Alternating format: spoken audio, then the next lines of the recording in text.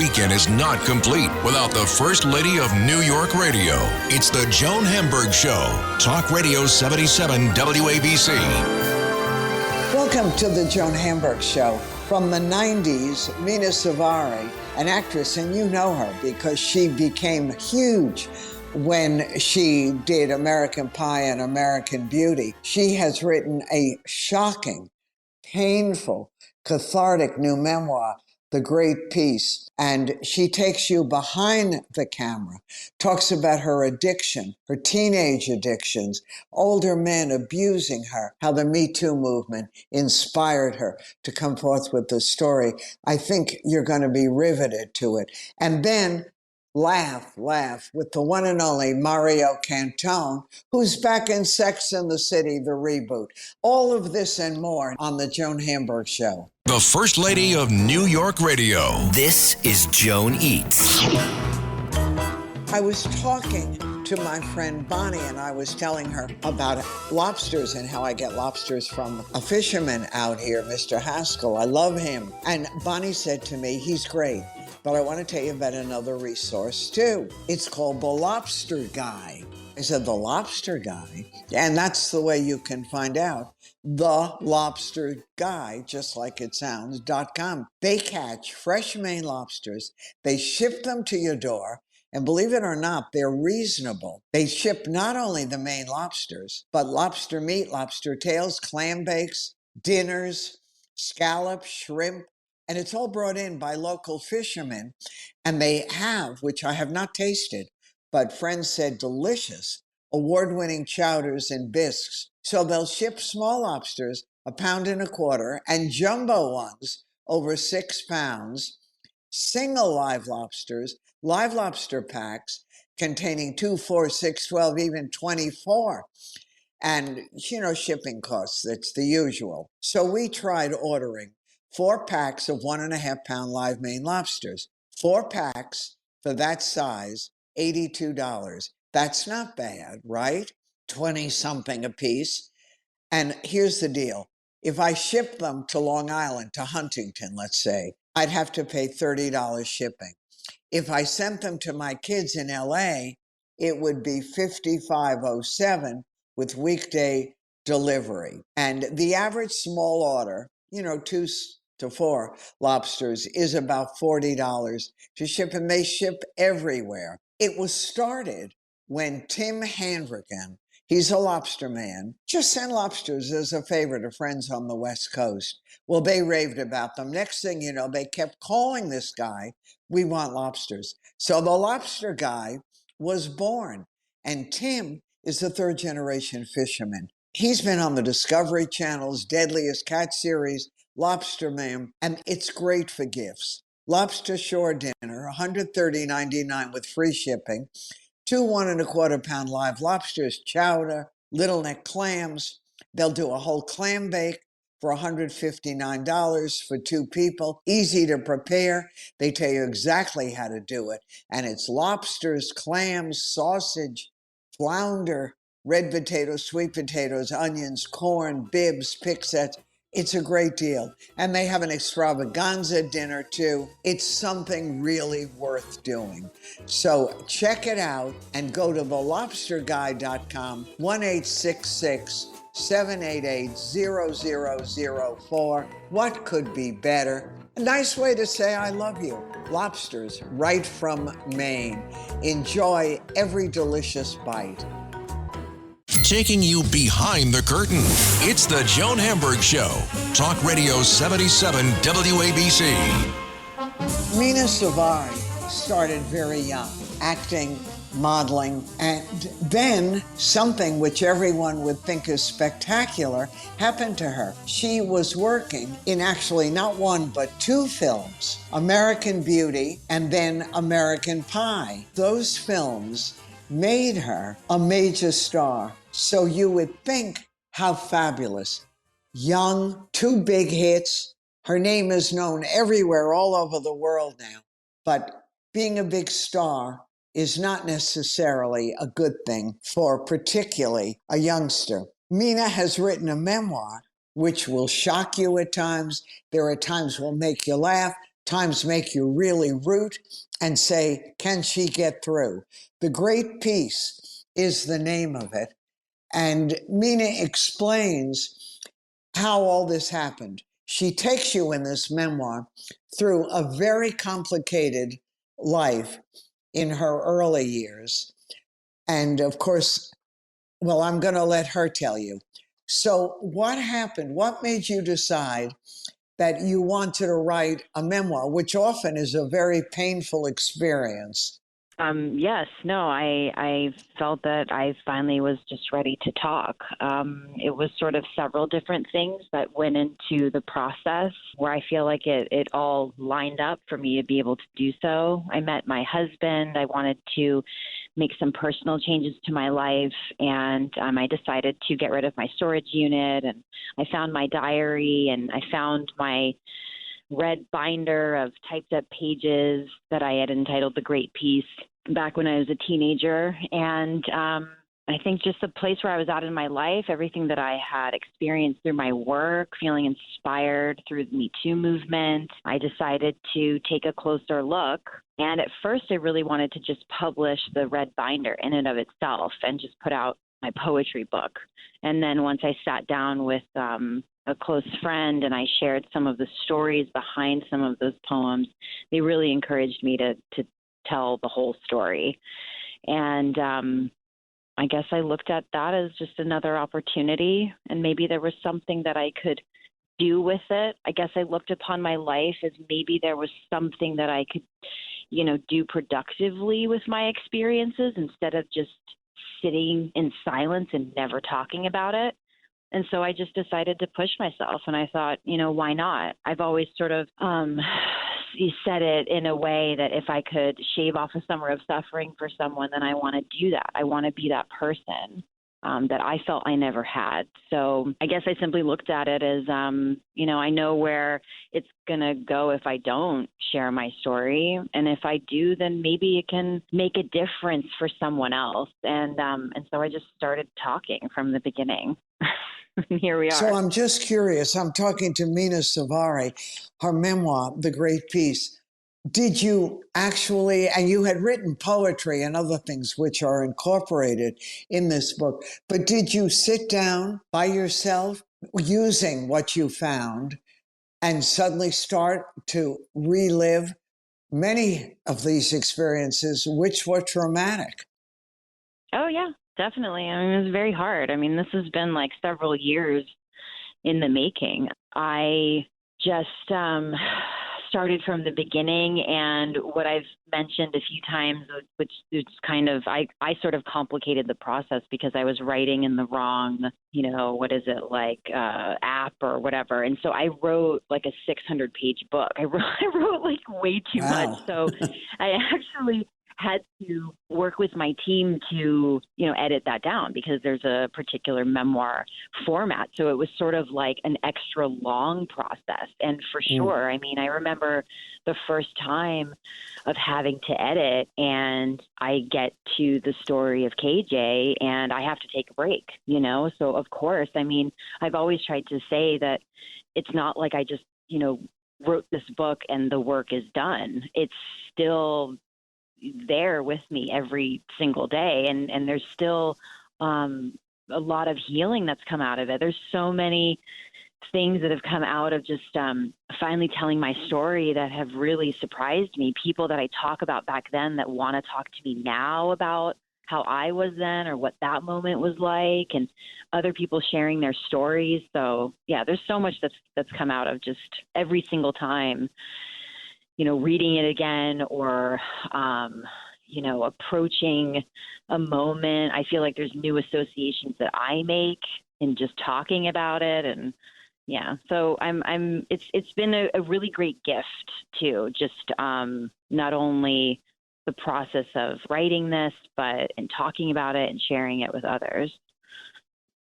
Right. And having an opportunity. Even years with a psychiatrist could probably not do what writing The Great Peace would do for you. And people who question the Me Too movement have to read this and see how so many people who were authority figures, who were agents, managers, reps, took advantage of a young girl who had very little self-esteem and needed people to love her and approve of her, and literally almost destroyed her in the process.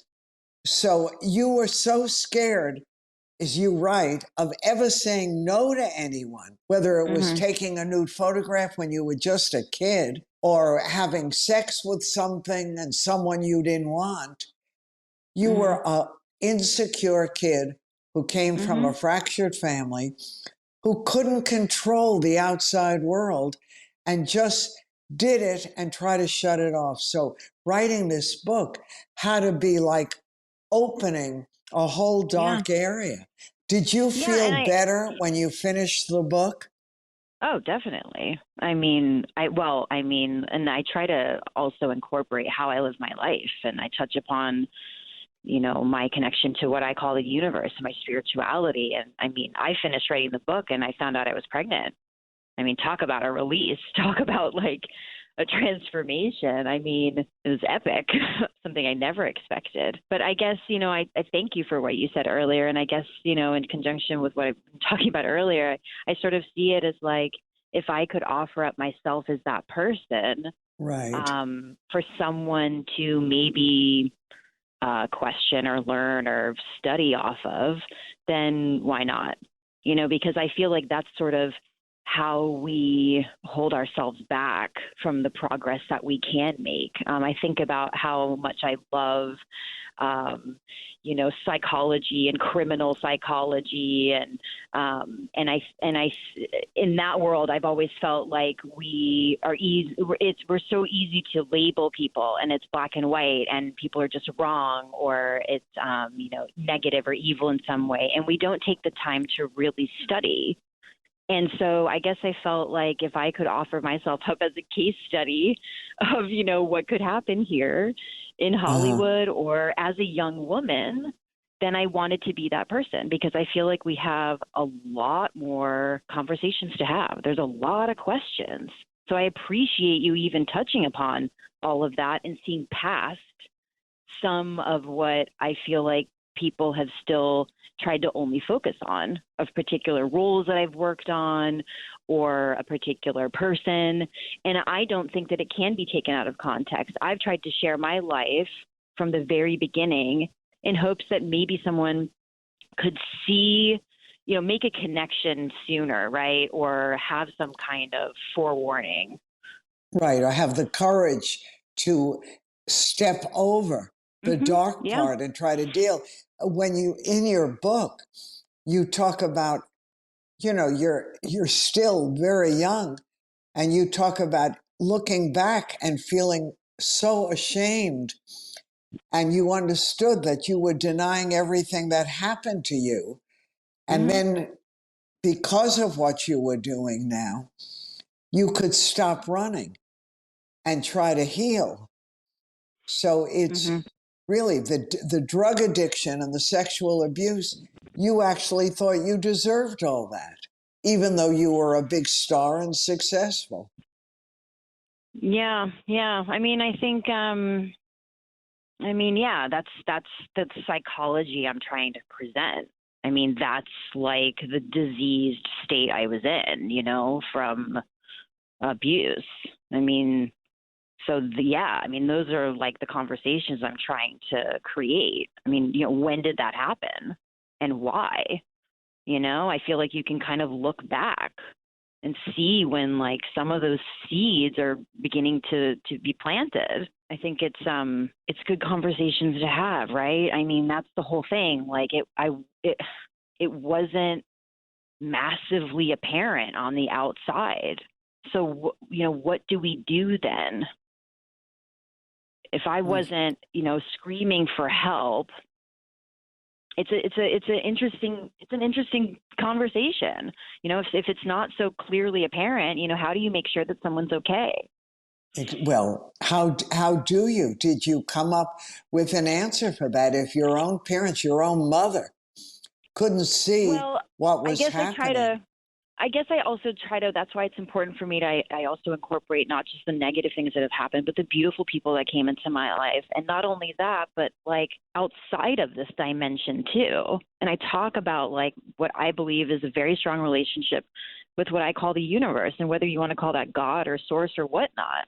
But I guess I was just trying to show that I feel like we're truly not alone. And so it goes past not only like the particular people that came in my life, but just to show, like, again, how I felt like I was consistently trying to prove to what I call the universe that I didn't matter, that I had no purpose here, that I wouldn't be loved or wouldn't be cared about. And every single time, even to the point where I fell off a 30-foot cliff or like had a 1,600-pound animal crush me in the Costa Rican jungle without a helmet on, and I'm still here.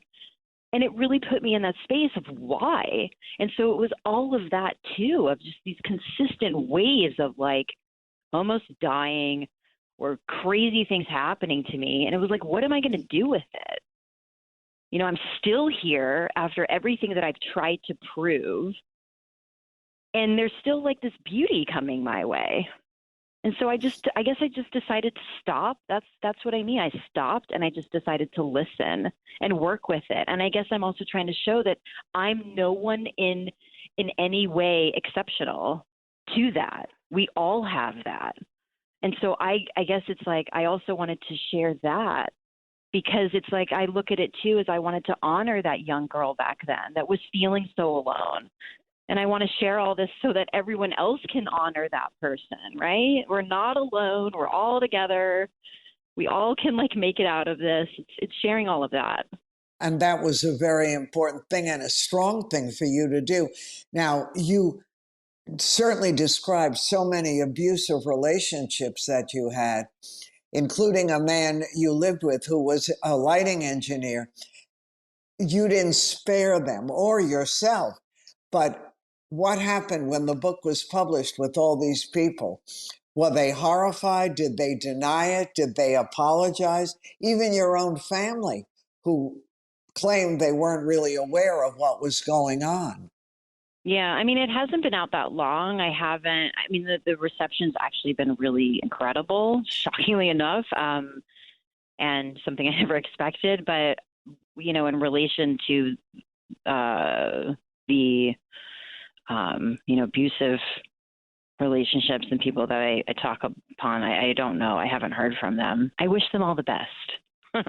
Well, which is very generous of you. When you had your own baby, is that a scary experience? Do you worry because your own childhood was so traumatic?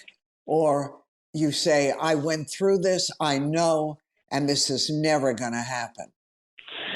Well, I hope I can make change. I mean, definitely. I try to stay aware of that all the time. And I mean, my husband and I were first-time parents. It's terrifying. I don't know how you can not be.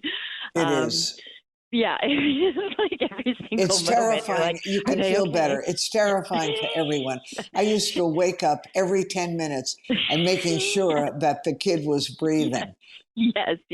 So we're sort of like, he's coming up to 5 months now. So we're sort of like still in that place. But no, I mean, we're overall very grateful. And I guess I just try to stay very aware of that. And I mean, that's just how I live my life. I try to always look for the opportunity. So I guess it's also too, like what I'm trying to share, I guess, in this book of what I've learned is that nothing's perfect, right? It doesn't have to be so extreme. So I try to also keep that in mind, that it's okay, you know, for us to express our emotions, and, you know, we can be real with one another, and just to have that open communication. I guess that's something that I probably needed more of, you know, so I would like to have that, you know, in our relationship where if I could feel that he knows that I'm there, that he could call upon me for anything, then I guess I would feel like I did my job.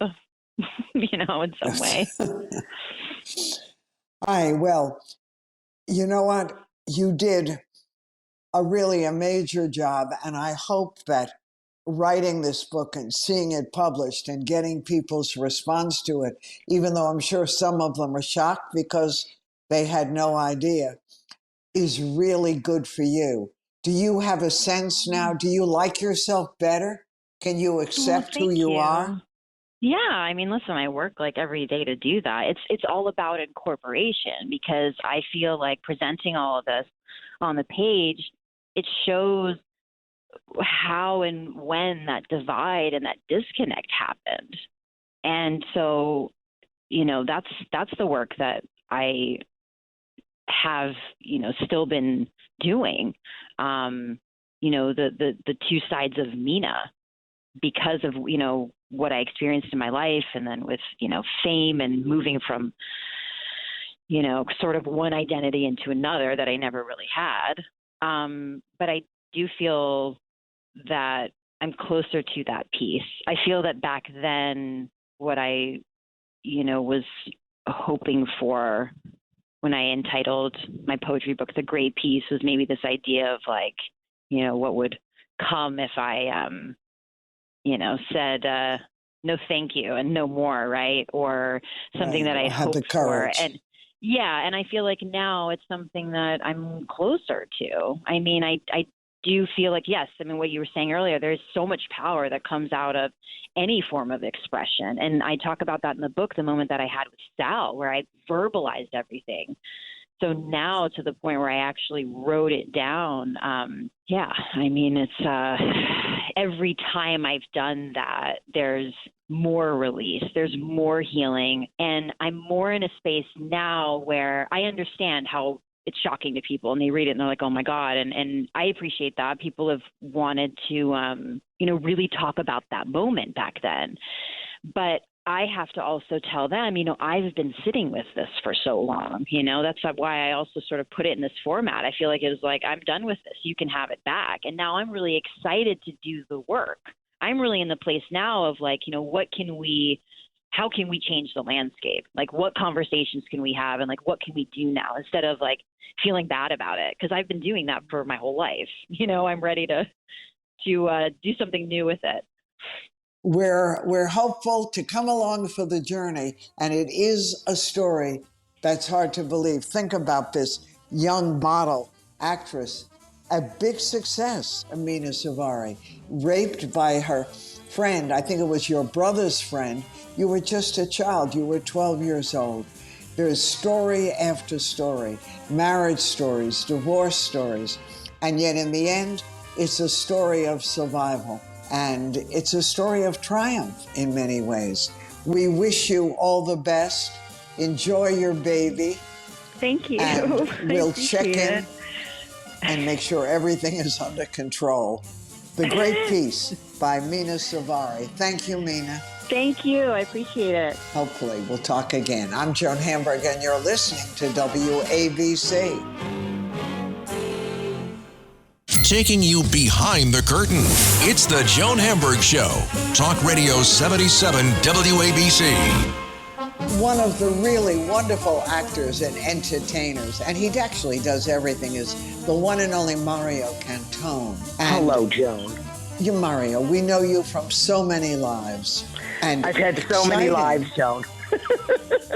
I've had many, many lives, so many. Well, they're still going on, thank goodness. And you're back in Sex and the City, the reboot. Yeah, it's called Anthony. Just Like That. You're the wonderful wedding planner.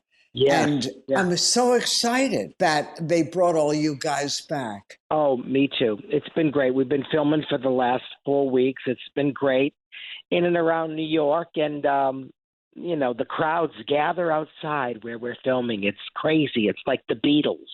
It's really quite intense. We have a very loyal, large fan base. We really do. It's been great. We've been all having a great, great time. It's been really fun, and it's just the beginning.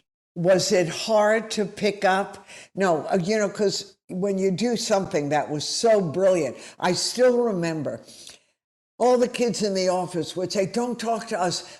We have to go home for Sex in the City. It was absolutely a destination. Yeah. And what? Yeah, There go were ahead, viewing Mario. parties. People have viewing parties, and it's going to be the same thing with this.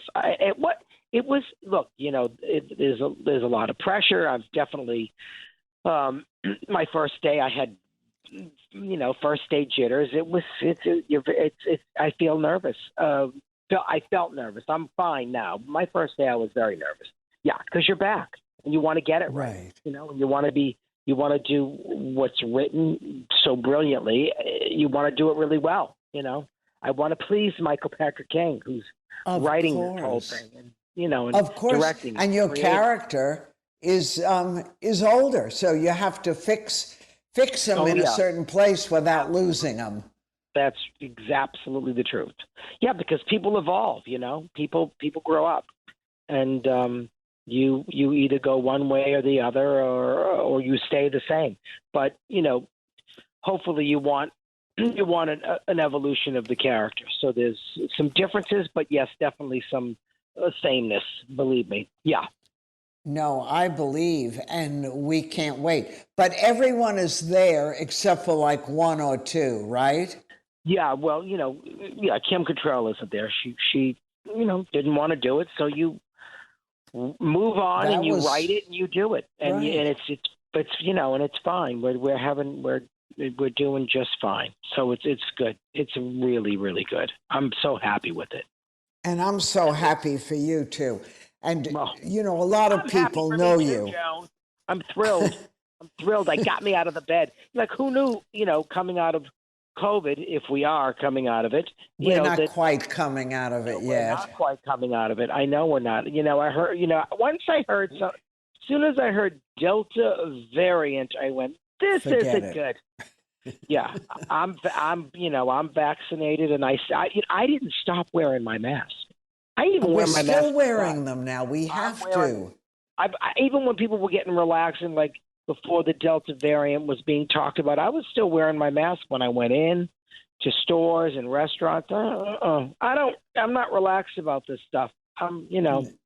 Good. I'm still diligent with it.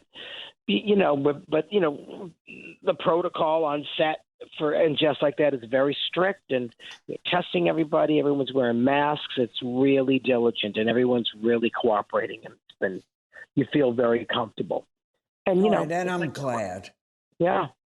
I'm talking to Mario Cantone, who is back on the great series Sex and the City. Anthony, our wonderful wedding planner, who gave the best advice of anyone. And the new one, the spinoff, is called And Just Like That.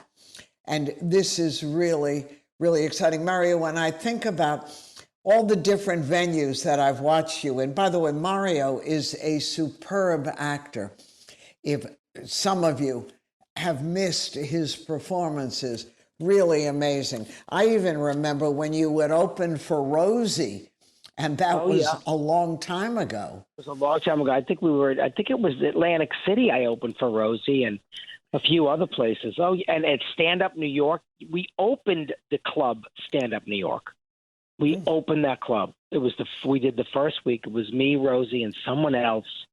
And actually at the time it was whoever that someone else was, they were the headliner, and then they switched it and made Rosie the headliner and me the middle. It was I remember that. And oh my God. I know. I saw you when you did Love, Valor and Compassion. You replaced Nathan Lane in that. And that was just extraordinary. That was my first Broadway show, directed by Joe Mantello. And I replaced Nathan Lane and got his blessing, and he became my friend. And I made lifelong friends in that show, John Benjamin Hickey and Justin Kirk. And Steve Bogartis. For that to be my first Broadway show, I always was like, it's all downhill from here. I mean, it was Terrence McNally, the great playwright. It was an incredible comedy and drama. It was an amazing role. It really was. I'll never forget that. I went on. I had 10 days of rehearsal. It was terrifying. And you did it, and you were so good.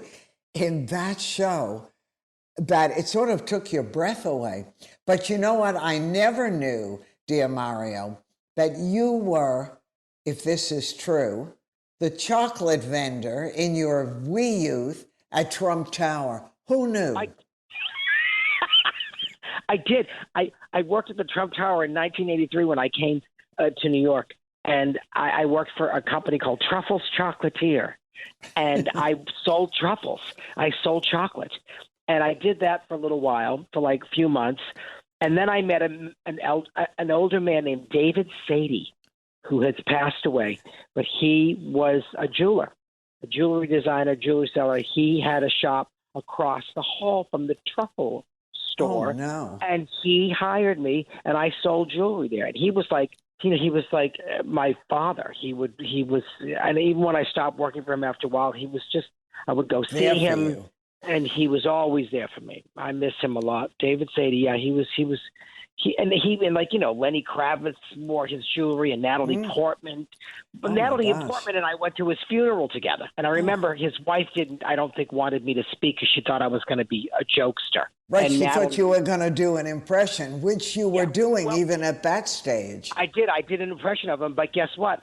I ended up doing a little impression of him anyway, and they all laughed. It was great. And I remember sitting there, and Natalie Portman was supposed to speak, and she grabbed my hand and took me up to the podium with her. She was like, "You're speaking."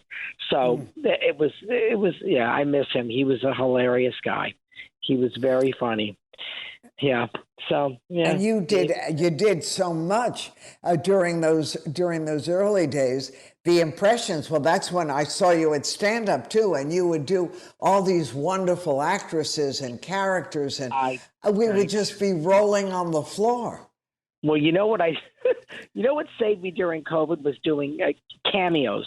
Cameos are it's a service that you can hire a celebrity to just say happy birthday video or an anniversary video or whatever, and you know they're only supposed to be 30 seconds, and of course mine are like 3 minutes long. I give them like a one-man show, and I do every dead old actress in the world. Even for the youngsters, they probably don't even know what the hell I'm doing. I'll be like, happy birthday to you. It's Katharine Hepburn. I'd love to sing it to you, but my neck is killing me. And I'll do Julia Child. I'll be like, I'm going to make you a lovely molten chocolate cake. That's what I'm going to do. Yeah, I just go off. So I still do my impressions. I just do them in my living room. Because where can you go? I think everything's going to open up, and then I don't know what's going to happen. I don't know. You're right, and we're really concerned. And not only are we concerned, but the government is concerned. All the restrictions now, even worse than when we started. But, Mario, Susie's the one who told me that you were doing impressions on this service, and she was doing, people would want to pay to hear her curse them. Oh, yes.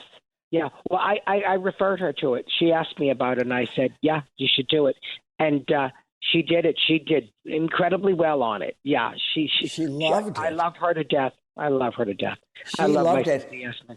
Now we've had a very symbiotic. We've had a very similar career, Susie and I. The stand-up, we both had, HBO series. She had Curb, I had Sex, and it was an interesting rise for the both of us. A slow, steady rise, and we always give each other advice, and I just love her to death. And Joy and Miss Beehive, Joy Beehive, I call her. I miss her. I haven't seen her in so long. Yeah, I miss my girls. Well, you and the girls have done incredibly well. You know what I wanted to ask you about too? Celebrity autobiography. Speaking of celebrities, that's coming. I'm doing it on August 19th and 20th. It's something I've been doing for a long time, and I love doing it because you read passages from celebrities' autobiographies, and it's going to be a great night. It's Alan Zweibel and Cecily Strong, and who else? There's a bunch of, and then Louis Black, Jackie Hoffman. Yeah, it's going to be fun. What are you doing? Did I read you do Bruce Springsteen too? I've never heard him. I do Bruce Springsteen.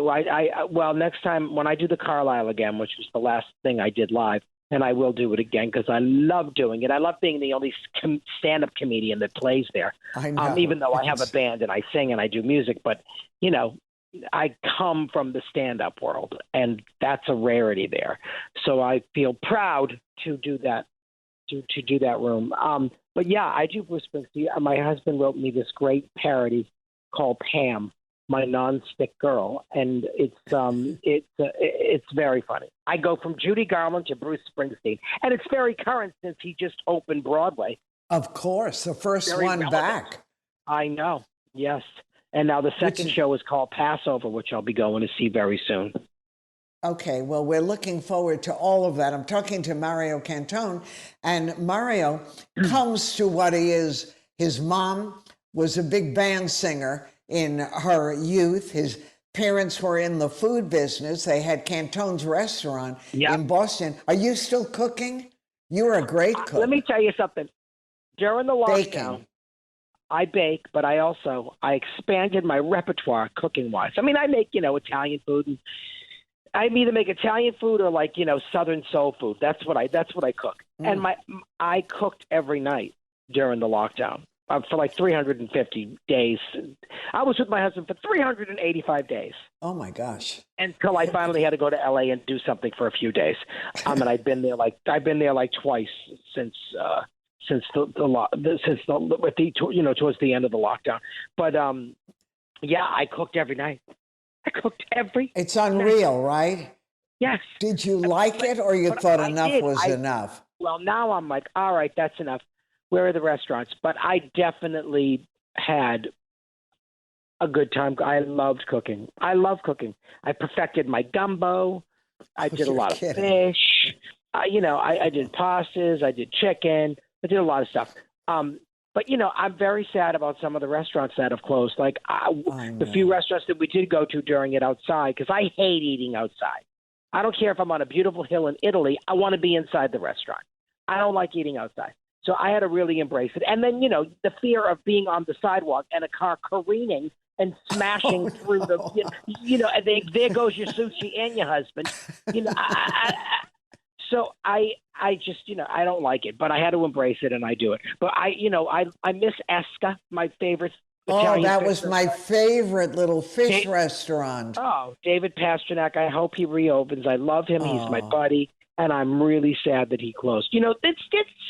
It's the landlords. Sometimes they just don't want to make a deal with you. I had a friend of mine that had two different bars right next to each other, but they were two completely different buildings, and one landlord worked with him, and that bar remained open, and the other landlord would not work with him, and that bar had to close, and it just sucks. Well, I'm worried about all of them again, because now all the public health gurus are saying not a good idea to go inside for this particular time, right? When the virus is spreading like crazy, and if you have to, you need to wear a 95 mask. So I don't know, my dear. Let's talk happy. Do you still do Joan Rivers? Is she part of your impression? I actually don't really do her that much anymore, but I loved her and knew her, and I miss her. I only did it, there was the Comedy Central roast. I only did two of them, and they were both friends. Joan asked me to do hers, and of course I said yes. And the first one I did was Dennis Leary's, and I went to college with him, and I've known him and loved him for years. So, and those were what the roasts used to be. You knew everybody. You were all friends. So, of course. So when they had asked me to do some that I didn't know, there was a few of them that they asked me to do on Comedy Central years ago. I didn't know them, and I said no. And you sit there, and you're a gay punching bag for 2 hours, which is a joy. So that they're not the funnest things to do. And I try to take the high road with them a little bit, but it's hard. They're hard to do. They're scary. I did not enjoy them, but I do anything with Joan and Dennis, so that's why I did them. Yeah. And do you still use the early roots growing up in an Italian-American family as part of your stuff? I do still talk about that sometimes, but, it's not. Life has changed. Material. Life has changed. There are a lot of other things to talk about. I've already talked about that. Yeah. So everyone knows that my mother was a bookie and a gambler, And, were you aware when you were a kid? Did that have an impact on you, or was I it knew just that's what Mom did?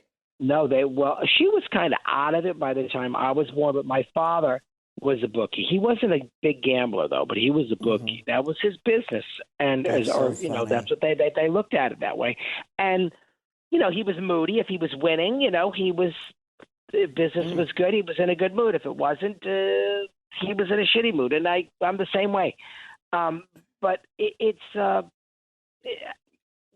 I knew, I didn't know exactly what it was, but I knew they were, taking sports bets and horse bets, and I don't know. And then they would use code names on the phone. When I was 2 weeks old, my mother was busted. I was 2 weeks old, my mother was You're busted. kidding. Oh, yeah. Now, my father was not a bookie at the time. She was booking with her sisters. They all got busted. They lived in a 2-family house. My mother was across the street. They all got busted. My mother's the line was the one that was tapped. So, they were like running around and ripping up the slips and all the bookie slips. Like a movie. Down the toilet. Yeah, like they were drunk. And my older sister, Marion, was just mortified that she was standing there with her boyfriend, and she was just mortified that this was going on. I was 2 weeks old. I was in the crib. And so my mother, was the one that was arrested. My father took the rap because the phone was under his name. And he went to court. This is a true story. I was told the story on the night of my father's funeral by my brother, Teddy. My father took the rap, who was innocent. He wasn't doing anything. My mother was the Barbara Stanwyck gambler, the Susan Hayward gangster. So my father took the rap. He went to court. His lawyer, he got a suspended sentence, which means he didn't have to go to jail. Right. He got to pay a fine, and it would be on his record. His lawyer said to him, "I can get this. Let's appeal it. We can get this wiped off your record. I'm telling you, let's appeal it." He listened to the lawyer. They appealed it. He went to jail for 3 months. Oh, no. Cut to, that was 1960. Cut to the mid-'70s when he had his restaurant in Boston and he was booking upstairs. My mother was no longer booking or gambling. I think that was, the end of it when they got busted. But my father was booking. His place got raided. He got arrested for booking. He went to court. The judge sitting there in the courtroom was the lawyer that told him to appeal in 1960, and he just said, "Case dismissed," and he let him go. That's what a funny story. What a coincidence. It's a ridiculous story. I couldn't believe it. And what happened to the sisters, the bookie sister? Yeah, it was my Aunt Jo, my Aunt Mickey, and my mother Liz. Yep, the bookie sisters. That's a good idea for a screenplay. Tell your son to write it. Okay, and there's a new one for you. So right now, Mario Cantone is really busy. He's got Sex and the City, and Celebrity Autobiography.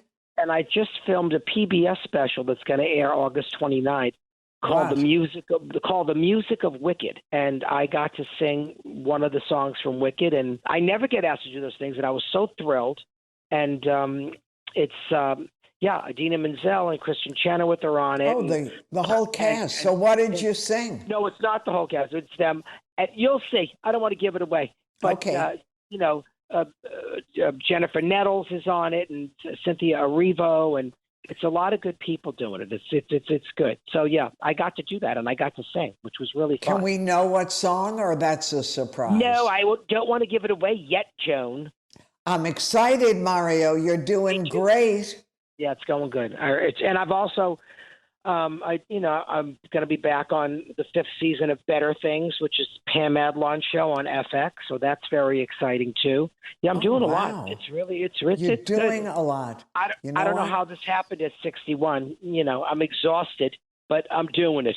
And no more under the covers. You're out there, and I'm excited. No, I am. For you. And then, 2 weeks ago, I love the game shows. I was on Pyramid and Match Game back to back 2 Wednesdays ago. And if you haven't seen it and you have Hulu, they're available on Hulu and they're available on ABC On Demand. And they're really funny shows. And I love the game shows. I love the game shows. It's really in the blood, honey. Oh, yeah. It's in the blood. Don't ask me to do Gaming. a reality show, but I will do a game show. Okay. Well, we're looking forward to lots more from the one and only Mario Cantone. We're going to watch for him. Sex and the City. Anthony Rises Again. Celebrity autobiography where no one is funnier. You're going to laugh. Great people, and no one does it better. Mario, continued success. Love to all, and we'll talk soon. All right, thank you. Thank you, Mario Joan. Cantone. Bye-bye. Anytime. I'm Joan Hamburg, and you're listening to WABC. The First Lady of New York Radio. This is Ask Joan. Vaccine situation changes not by the day, but by the minute.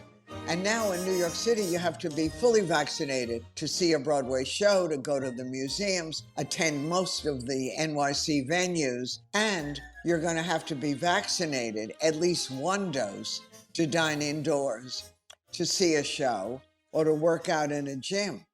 If you have friends and family coming from Europe or any place in another part of the world, they have to be vaccinated to get into our airports. So guys, what can I tell you? You've got to get vaccinated or your life is going to be truly restricted. 41 theaters in our town are going to require this vaccine for audience members, performers, backstage crew, and the staff. You've got to do it to attend any of these things. Of course, exceptions for children under 12, if you've got a medical condition or a real religious belief. And then you've got to provide proof of a negative COVID-19 PCR test taken within 72 hours of the performance, or a negative COVID-19 antigen test within 6 hours. Look, it's a very difficult time. We all thought we were sort of free and could breathe again, but we can't.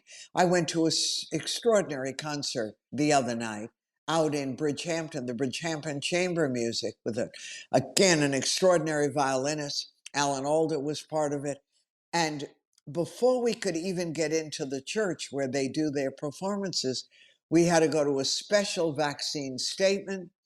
They had to look at our cards, our identity. I'm telling you, it was a deal. And that's what's happening all over. If you're going to Springsteen on Broadway, don't go if you don't have a vaccine. It's required. The same thing for the Metropolitan Opera, for everything. I am shocked that the city has not canceled or postponed all those concerts in the park, because they're saying that even if you're vaccinated outdoors, you need to wear your mask. You have to do all of these things. The mayor announced a new policy called Key to NYC Pass. It's going to make our town the first U.S. city to require proof of COVID-19 vaccination for customers and staff at all indoor dining restaurants, all indoor fitness facilities, and now entertainment facilities. It's starting August 16th, and they will enforce it September 13th. So, you know what? I don't know what to tell you. Millions of people have been vaccinated, are fine, and now they're even saying that the Moderna, in their recent testing, provides over 90% protection after 6 months.